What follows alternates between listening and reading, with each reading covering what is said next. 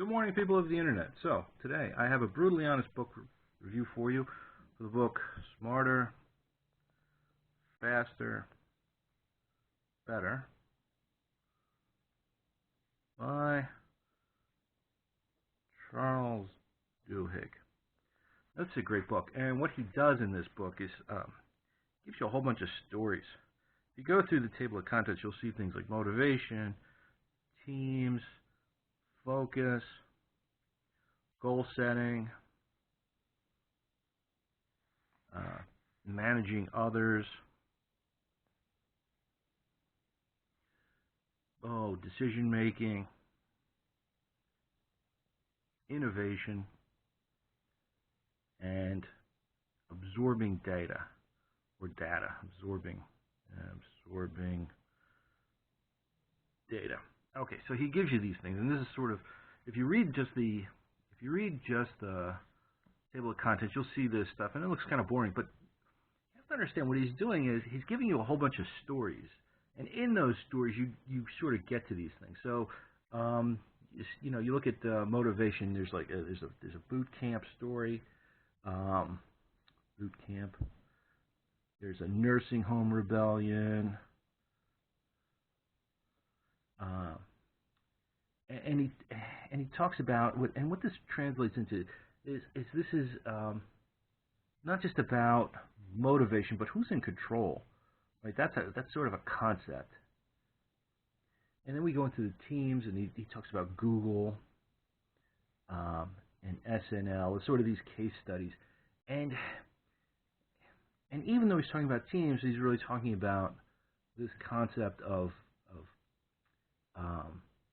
psychological safety. And they're very different stories, because in SNL, everybody hates each other, so there's fear and loathing going on, and there's this safety issue, psychological safety, and all kinds of weird stuff. Then you go to like focus, right? And he talks about, again, each one of these is a story. So then he gives you a story about Flight 447, and this whole other concept about cognitive tunneling and all that stuff. Then he goes into goal setting, and he gives you a story about the Yom Kippur War, which is really good. And this is an interesting thing, because this sort of shows you, like, you can have all sorts of information, not all this stuff, and you can still go horribly wrong, which is really amazing. For managing others, he gives you an FBI story, which is really amazing.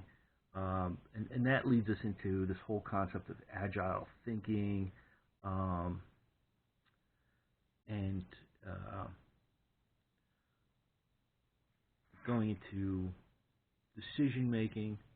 He talks about forecasting, and he gives us this poker player story, which is pretty amazing. And here he's telling you sort of this, you can only work with, to make the decisions, you can only work with the information you have, right? Nobody has a crystal ball.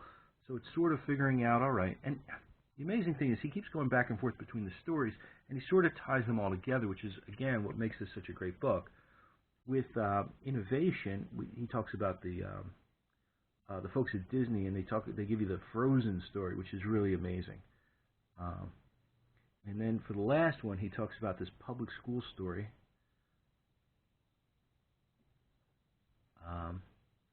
And here what he's really talking about is learning, right? Because he's talking about making information sticky. And what does making information sticky mean? Well, what it means is it's learning.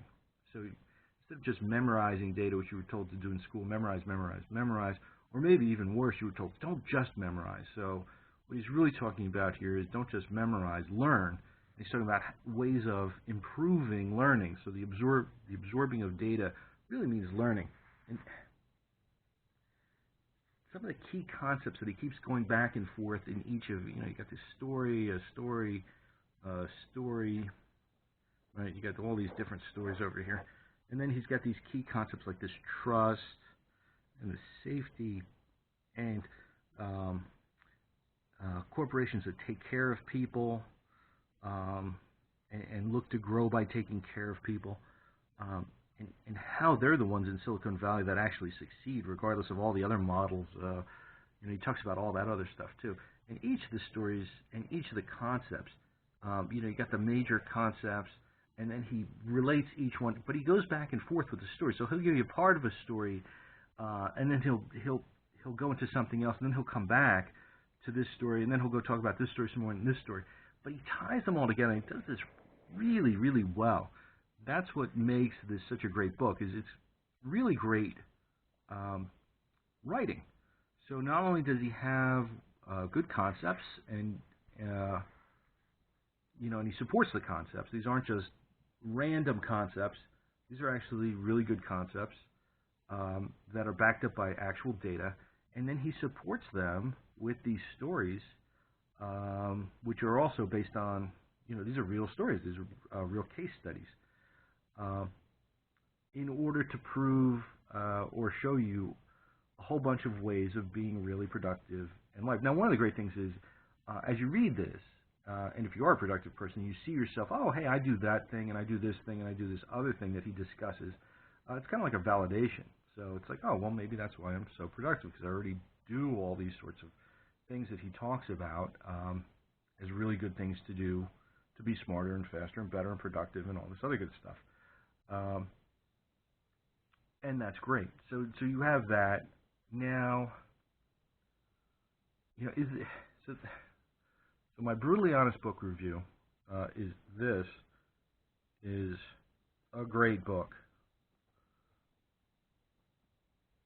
Just great. Now, some books I've read a lot of terrible books, and I've read some really good books, and this one is really, really great. So, yes, I highly recommend this. Is there a better book than this? This book on audio tape, because you can listen to it over and over and over again.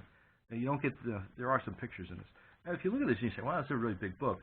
Actually, a huge portion of the book are the notes. I mean, this is pretty substantial. This is a big chunk of the book here. This is just all the notes and all the things, that he did to get to the answers that he gives you, and the conclusions that he draws are actually from real research and real data and figuring things out. So this is really, it's a really easy read. But the audiobook, wow, I love the audiobook.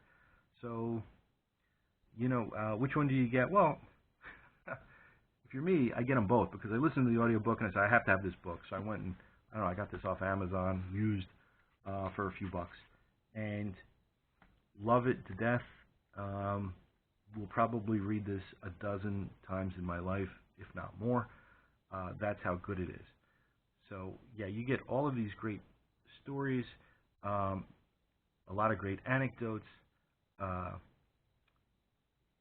Yom Kippur War is especially interesting, because he goes into this whole thing about, you've got people who have tremendous amounts of data, are incredibly smart, are doing things like agile thinking and long-term and short-term goal planning and all this other stuff, and they still screw it up. And he shows you how you can screw it up, even if you are, quote-unquote, doing the right things, where your pitfalls are, where your mistakes are. To contrast that, he shows you where everything goes right. And with the Frozen story, he tells you how, like, the worst movie ever is turned into the biggest box office movie, because this movie was terrible when they first started. And everybody hated it, and they had to basically rework the entire movie. With Flight 447, he goes into this whole story about one plane that crashed and one plane that survived. And the plane that survived was in much worse circumstances than the plane that crashed. The plane that crashed should have never crashed.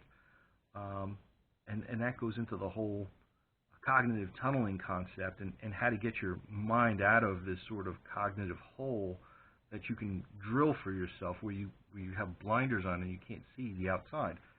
So I've only done a quick sketch here of what's in the book. The book, obviously, I can't do it justice by giving you this review, but my brutally honest book review is that this is a great book. You should get this book if you want to be smarter, faster, better. Are there other books out there that talk about being more productive and all that good stuff. Of course there are. There's tons of books, I'm sure. I don't really, some of them I've gone through them and I'm just like, blah, whatever. They haven't really moved me. And they haven't moved me because they don't do what this book does the way that this book does it. So they don't impart to me the information in a way that is easy to understand, that makes me want to know about it, that makes me want to care about it. This book does that. That's why I highly recommend this book, and I can't say enough good things about it. And that is my brutally honest book review. I don't know, do I give stars? If I gave stars and there were 5 stars, I would give this 5 stars. So there you go. There's 5 stars for this book review. Because people want that, I think. All right, Internet. Bye-bye.